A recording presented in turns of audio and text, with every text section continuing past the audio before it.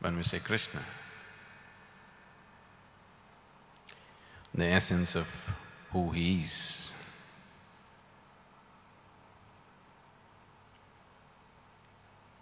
he is an irrepressible child, a terrible prankster, an enchanting flute player, a graceful dancer, an irresistible lover,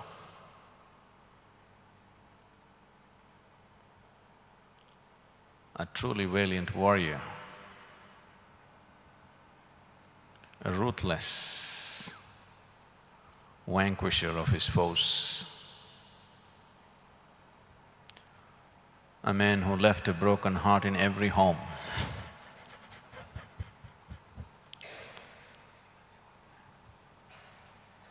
An astute statesman and kingmaker, a thorough gentleman, a yogi of the highest order, and the most colorful incarnation, Krishna. To contain him in these 7 days is an impossible challenge. At the most, we can just have a glimpse of who he is. And that glimpse should be more than enough. Krishna is seen and perceived and understood and experienced in many, many different ways by different people.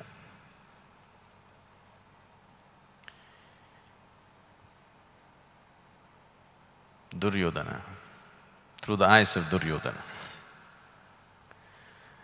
For those of you who do not know the background, I will be, because unless you understand the whole tapestry of the story and the situation in which he existed, many aspects of who he is will be missed, so we will go into it. But right now, Duryodhana is a man because of certain situations into which he was placed. Insecure, angry, jealous, greedy and feeling wronged all his life. And because of actions which came forth from his greed and anger, he became the key for destruction of his whole race.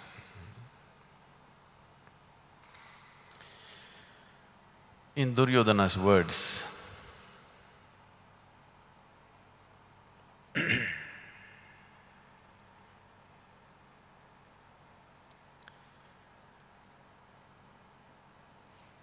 he is a smiling rogue, if there was ever one.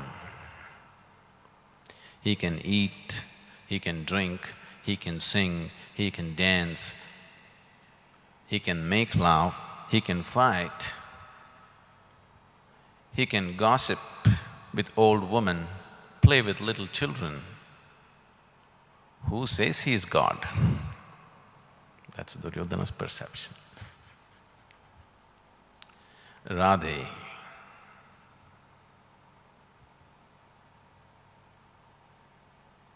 his childhood lover, a milkmaid, a simple woman of the village. But with such unfaltering love and devotion, she has become so big that today you cannot talk of Krishna without Radhe. We don't say Krishna Radhe, we say Radhe Krishna.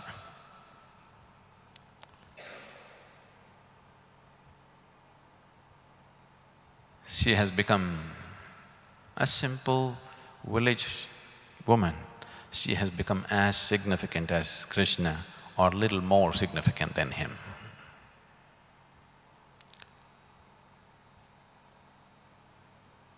She said, Krishna is with me. He's always with me. Wherever he is, whoever he is with, he's still with me. That's her perception. Shikandin, a tortured human being, because of a certain situation within himself, right from his child. This is an absolutely tortured soul. So Shikandin said, Krishna never gave me any hope, but when he is there, the breeze of hope touches everybody. I can go on like this. Different people saw different facets of who he is. For some, he's God, for some, he's a crook, for some, he's a lover, for some, he's a fighter, so many things he is. If we want to taste an essence of what it means when we say Krishna, the consciousness that we refer to as Krishna, if we have to be touched by this, we need Leela. Here we are for the Leela. Leela means it is the path of the playful. We are not here just to play. We are here to explore the most profound and the most serious aspect of life, but playfully, conducted playfully. Otherwise, Krishna won't be there. If you want to explore this path playfully, if you want to be playful, you need a heart full of love, a joyful mind, and a vibrant body. Otherwise, there's no Leela. Is it there? A loving heart, a joyful mind, and a vibrant body do you have? Only then there is Leela.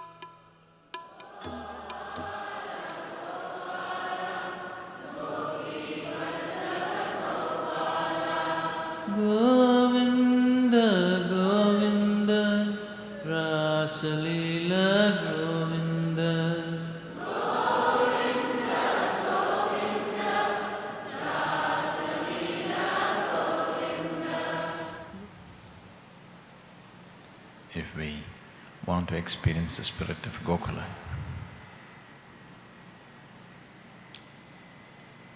We should learn to look at each other with tremendous amount of love. We should learn to walk with joy in our step.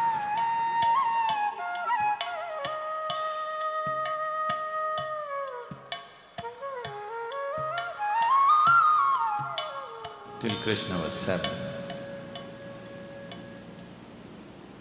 he was in this place called Gokula. This is his childhood. Joyfully, very proudly, he says, I stole butter. If I don't steal butter, there would be no zest in the village, no excitement. I would hide behind the mother and make loving eyes at them, and they would smile.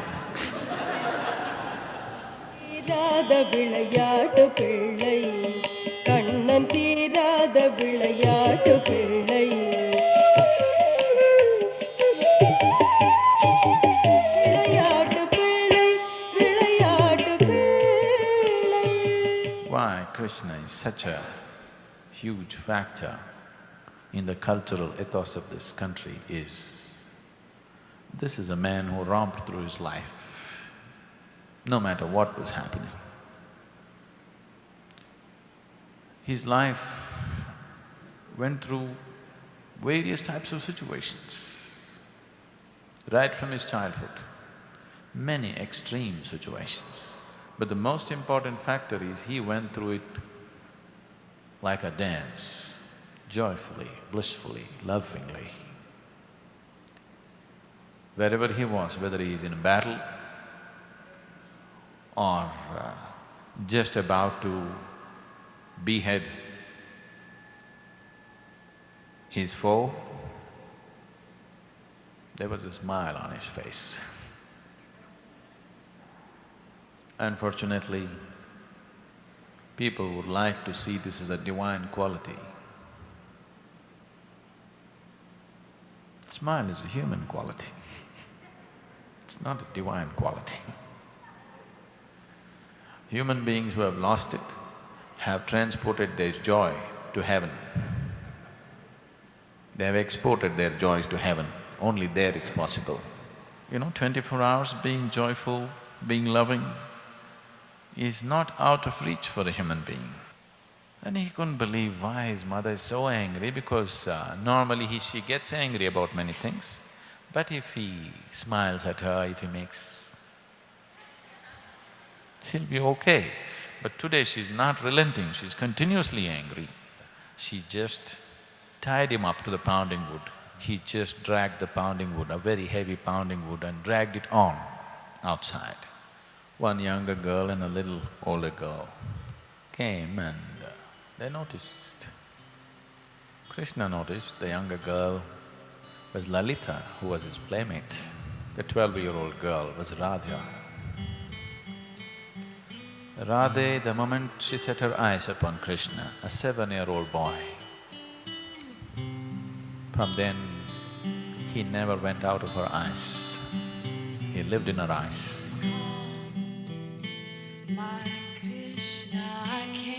The word Radhe means… Rad means ras, or color, or juice of life, of love.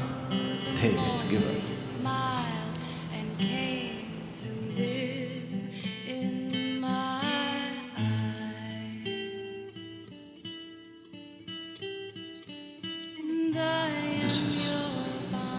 This is a path to the ultimate, but it is a path of intimacy.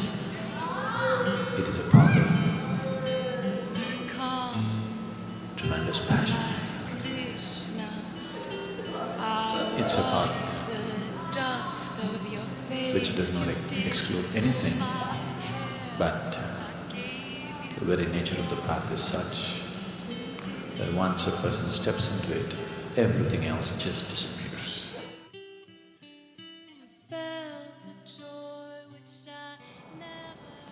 When Radhe was born, and she was such a beautiful and lively girl, She set the whole village aflame with her life. The fragrance of her effervescent nature. She set the whole village aflame.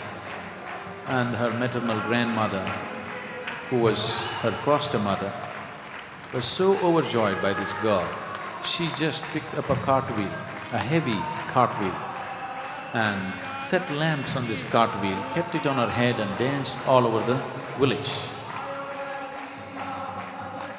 This family from Barsana was to migrate to another place called Vrindavan.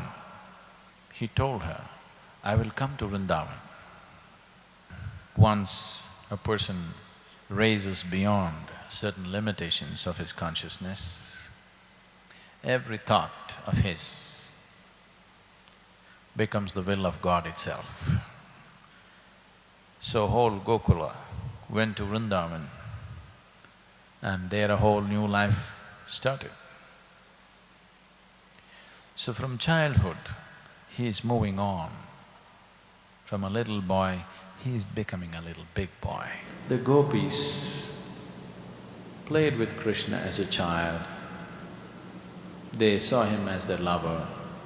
They worshipped him as the ultimate lord. Various forms of emotion, various forms of relationships. This is not different people.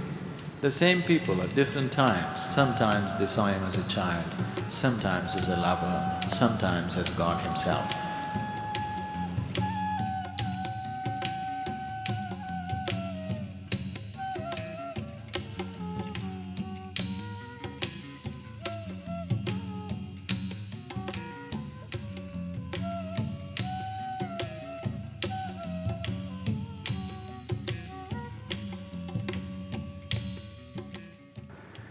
So many old conventions were broken and especially the youth and children enjoyed much more freedom than they had ever enjoyed before. These little boys and girls went to bath at the same time, they splashed water at each other and they played, they looked at each other. Things were different. On a certain evening, a full moon day, these boys and girls gathered on the banks of river Yamuna and initially they started playing by throwing things at each other, hurling words and abuses and having fun, throwing water, throwing sand. Then, after some time, it broke into a dance and they began to dance and they danced and danced and danced because they were in such an exuberant and joyful state. And naturally they gathered around him and it just went on, almost half the night.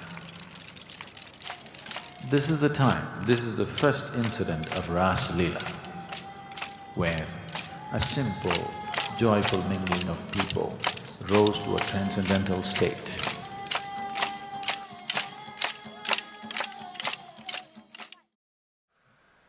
So he presented himself in the best possible way. Whether it was physical self or his emotional self or mental self or whatever, he always presented himself in the best possible way that he could. This is love, I want you to understand this.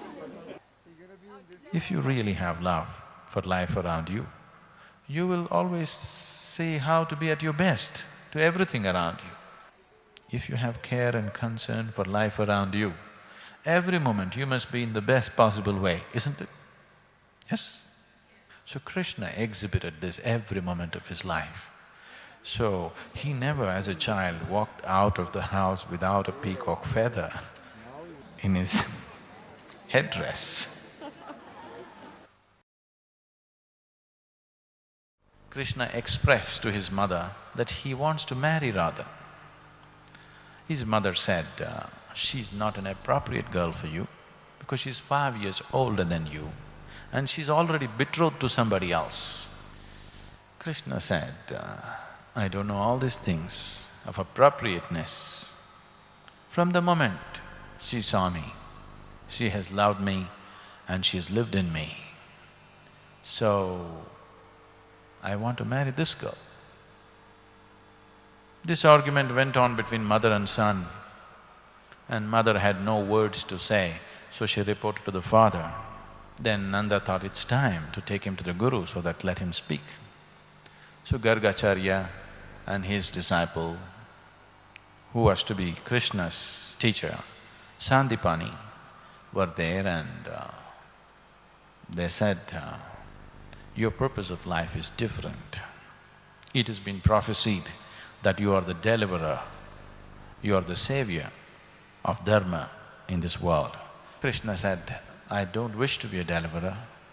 I just love the cows and the bulls and the men and the women and the boys and the girls and the mountain and the trees here. I don't wish to go and deliver anything. I just want to live here. I'm in love with people. I'm in love with things around here. I just want to live here. I don't want to save anybody. I don't want to deliver anybody. I just want to live here. Then Gargacharya thought it's time to reveal the truth about his birth. So Gargacharya talked about the prophecy that Narada Muni had made, and Krishna is not Nanda and Yashoda's son. For the first time they revealed to him. Then Gargacharya said, Narada has clearly identified you, all the signs indicate it's you. And you have exhibited all the qualities that Narada talked about. Everything is right, you are that person that has been talked about by many sages, and Narada has fixed the date, time and place, and you fit into all that. It can't be wrong.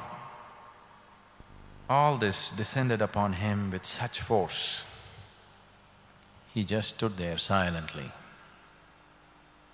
and then slowly walked towards Mount Govardhan.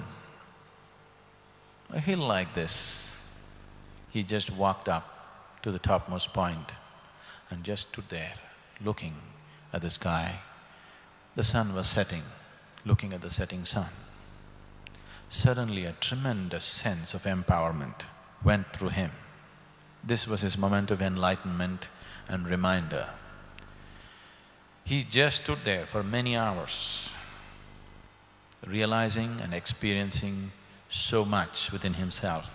When he walked down that hill, he was a completely different person altogether. That playful cowboy was gone. Suddenly, there was a new serenity about him. There was a new sense of a completely new sense of dignity and divinity about him. When he walked down, all these days, these people who just played with him, who enjoyed his dance and music, suddenly they began to bow down to him. He did nothing. He just went up the mountain, stood there for a few hours and walked down. Suddenly anybody who saw him started bowing down to him, not knowing what they're doing. He knew he had to leave. But before he left, this was not a full moon. The last full moon rasa is over, but he organized an unscheduled rasa. He wanted to just for once dance and sing with his people. So he sang and danced, and everybody knew he's leaving. Radhe just worked herself into such a frenzy of ecstasy and bliss within herself, it just didn't matter to her. She just transcended the normal limitations of emotion and became so ecstatic and wild-eyed that nothing mattered to her. So Krishna went to her, he knew what it means to her. So he went to her, held her, and he pulled out his flute from his waistband and gave it to her. This flute is only for you, no more flute for me. Never again he played flute in his life. He just gave it to her.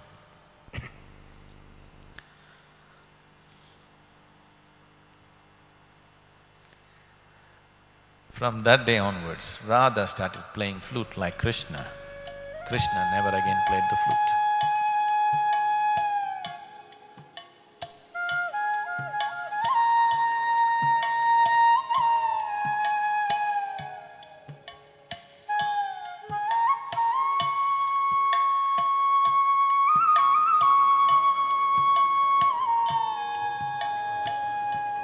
we'll start looking at another dimension of Krishna.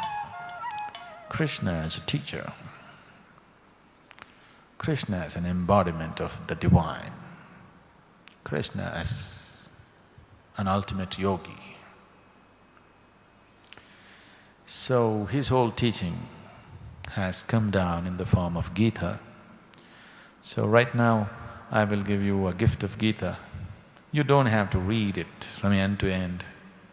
You just read something here and there so that at least you could ask the right kind of question and we could explore his teaching to some extent. So please, Gita is not just a book, it's not just somebody's words.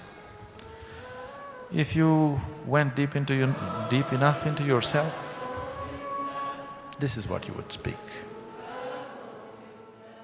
So Krishna did not choose Arjuna. At last he found one guy. Willing to sit through the whole 18 chapters. That too, he had to be driven to a desperate moment in his life. A few days earlier, even Arjuna wouldn't listen. Imminent death and destruction.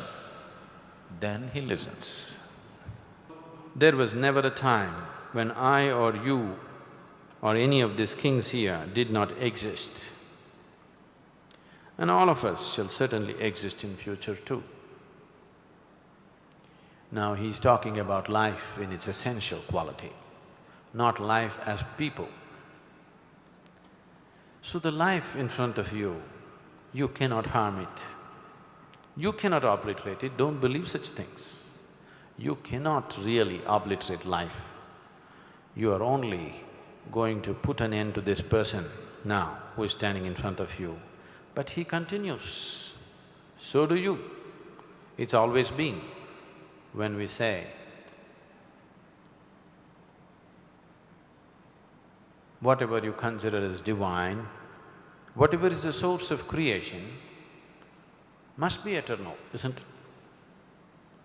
Even from your understanding. Okay, you don't know it.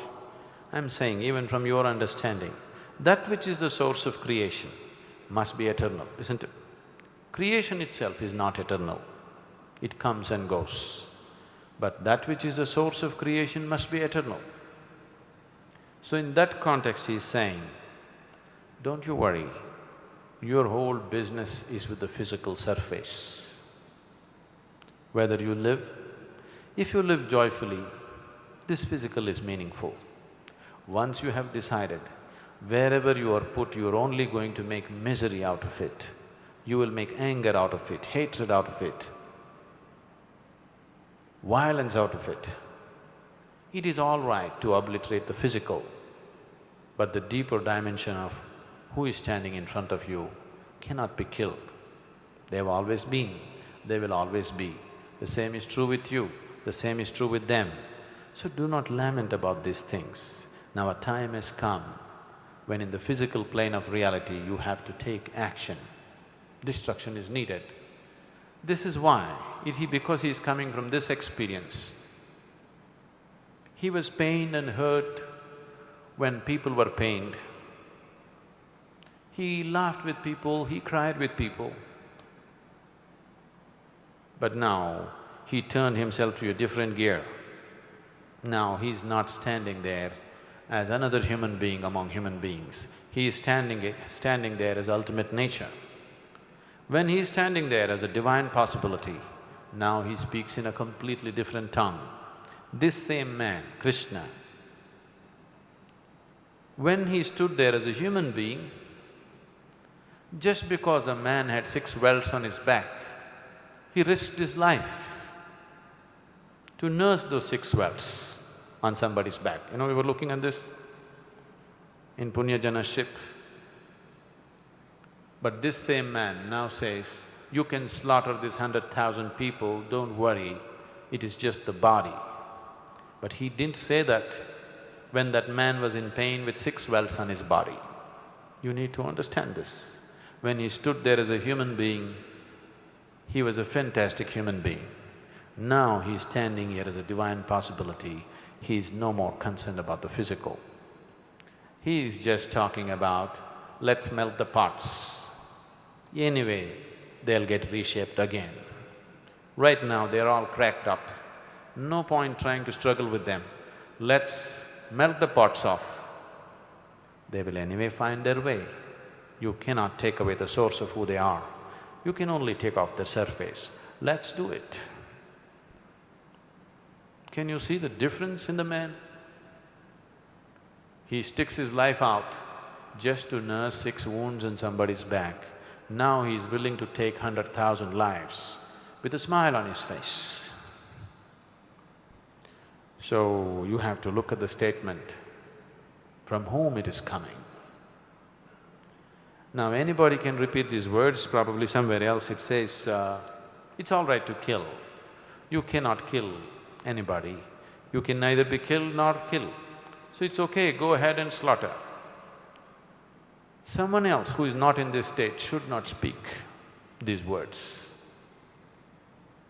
This is why I always tell people, don't read the Gita, because you will go according to your logical mind and it'll be very convenient for all the pain and suffering that you heap upon other people. After all, what is there? Nobody dies and is reborn, it is okay. This is true only when it's true with you also. Only when it is true with you also. You are also beyond pain, you are also beyond suffering, you are also beyond life and death. Only then you say these words. Otherwise, you don't parrot these words at all. It's not for you to say this. When it comes from Krishna, it is genuine and true. If somebody else just parrots these words, it is utter falsehood.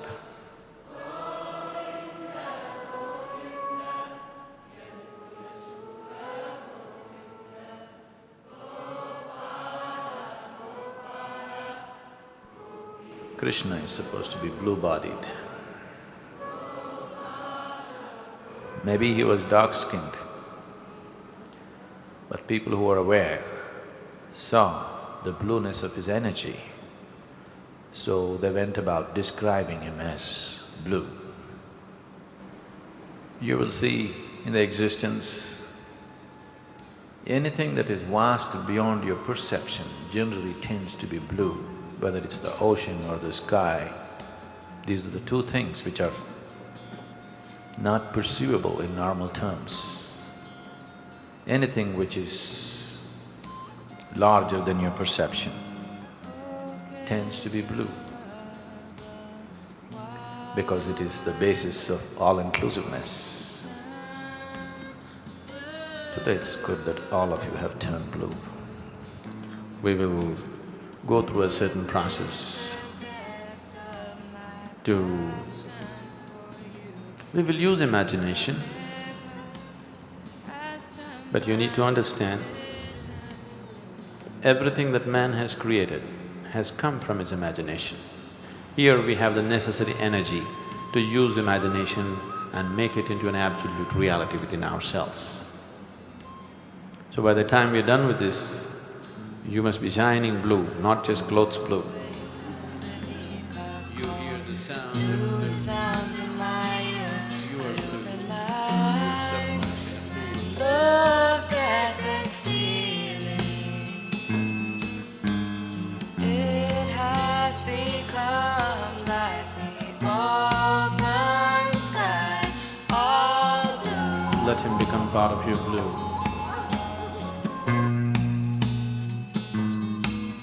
The floor being my choice has always been blue. Oh, look my tongue, blue, blue, blue. If I bleed, I'm sure it will be blue, blue.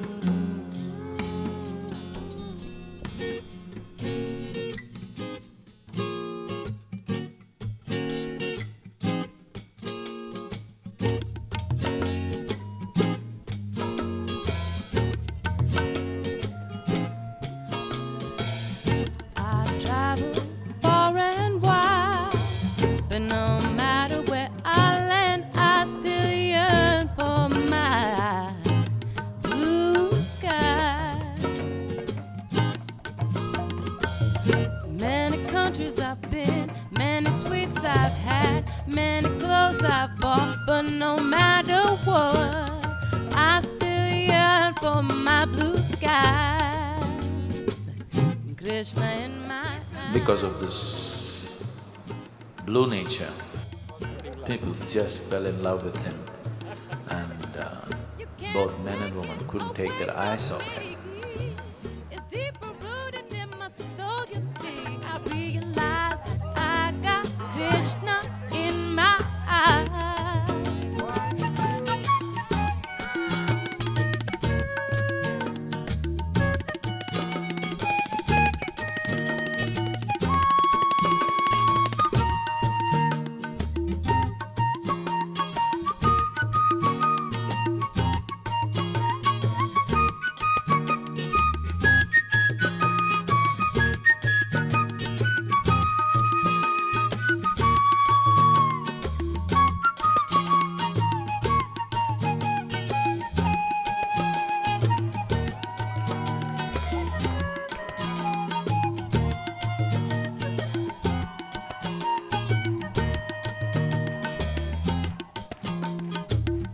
I've traveled far and wide, but no matter where I land, I still yearn for my blue skies.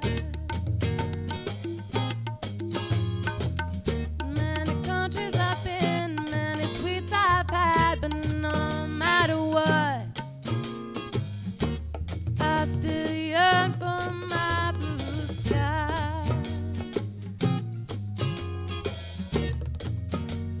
Krishna in my eyes.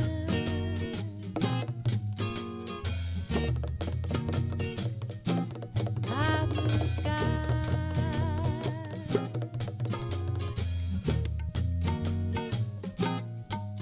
My eyes.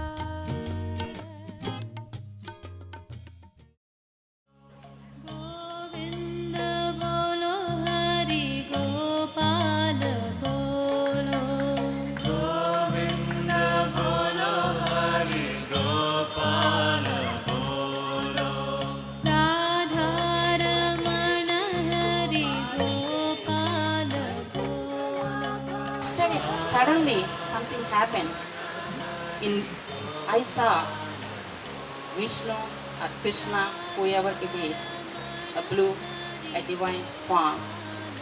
It is possible for me only in the presence of Sadhguru, nothing else. So now, I don't know whether it is Shiva or Vishnu.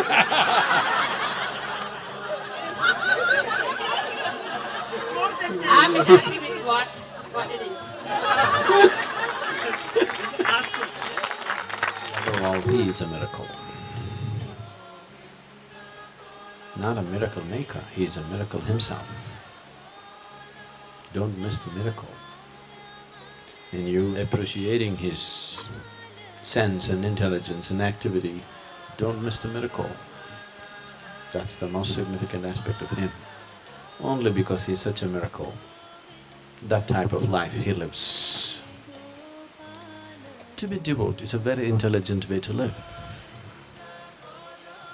That means you're always overwhelmed with sweet emotions. Is it not an intelligent way to exist? To keep yourself very sweet? If you're overwhelmed with sweet emotions, your physical body and your mind and the world around you will function at its best for you. Your body will offer its best to you, your mind will offer its best to you, the world will offer its best to you. And what's beyond also will offer its best to you. So devotion versus intelligence. No, devotion is very deep intelligence. You just be here. This place is loaded. This is not just simply a forest of trees and animals. This place is loaded. You don't have to imagine things, you don't have to see things that you don't see. Just be here. It has an impact on you. You don't have to hear or see anything. But your being will not go uninfluenced if one can simply be.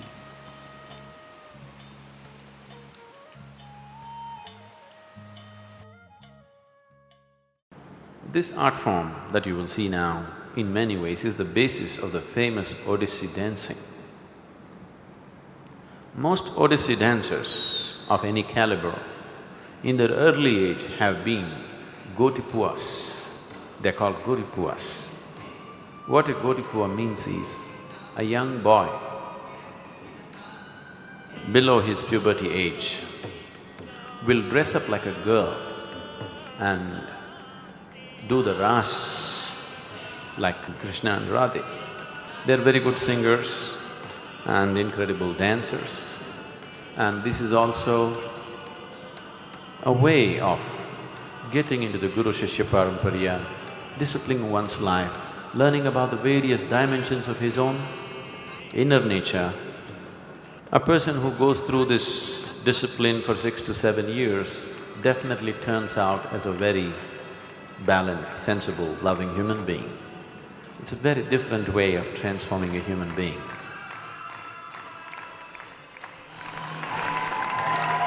Yesterday, someone was asking how to practice love and devotion.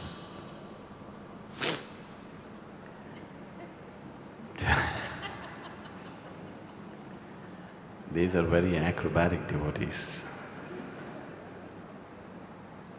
You don't have to be such an acrobat to be a devotee, but you definitely need the humility of those little boys to be a devotee.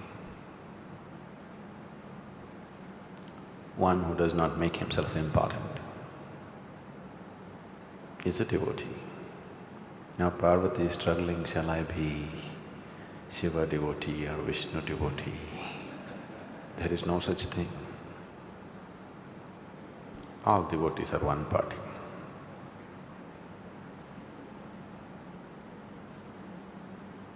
What he is devoted to, what tools he is employing to make himself into utter sweetness within himself, what does it matter? He's reached the peak of sweetness within himself. That's all that matters.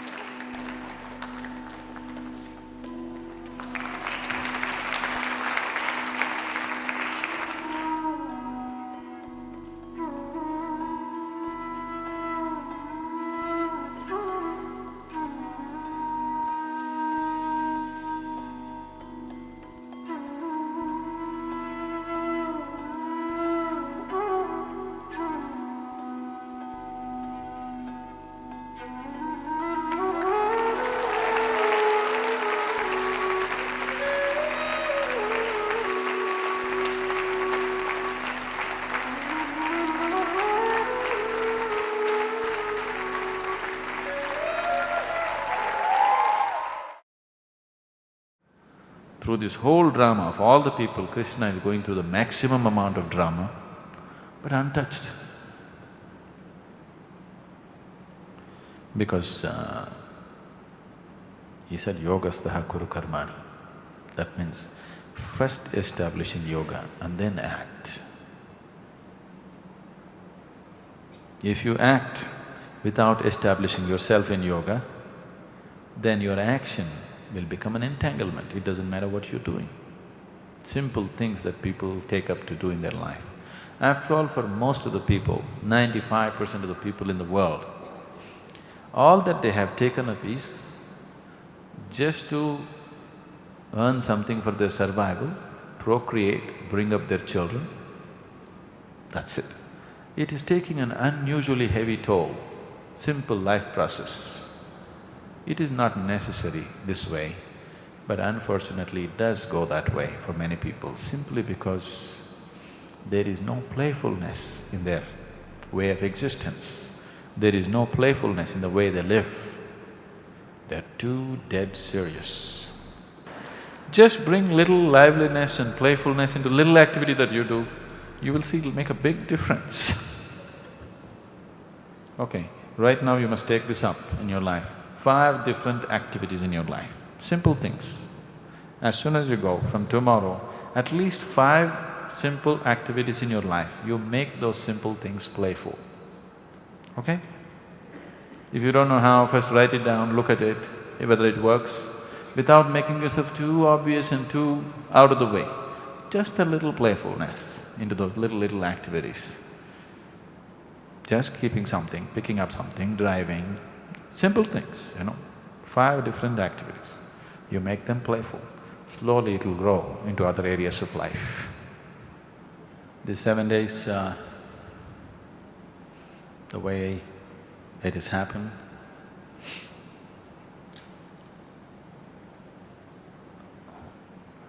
as you know, all the effort has been by the volunteers. They've been working for more than a month and a half, a group of them. A few brahmacharis and sannyasis have been working day and night for the last 2-3 months to get everything to its present state. For both the participants and all of you and the volunteers,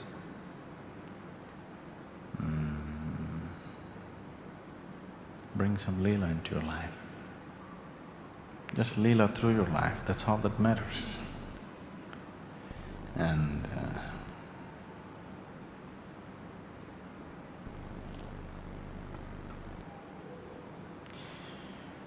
you just have to handle the immediate playfully. I will handle the ultimate for you. If you handle the immediate in your life playfully, the ultimate, I will handle it for you.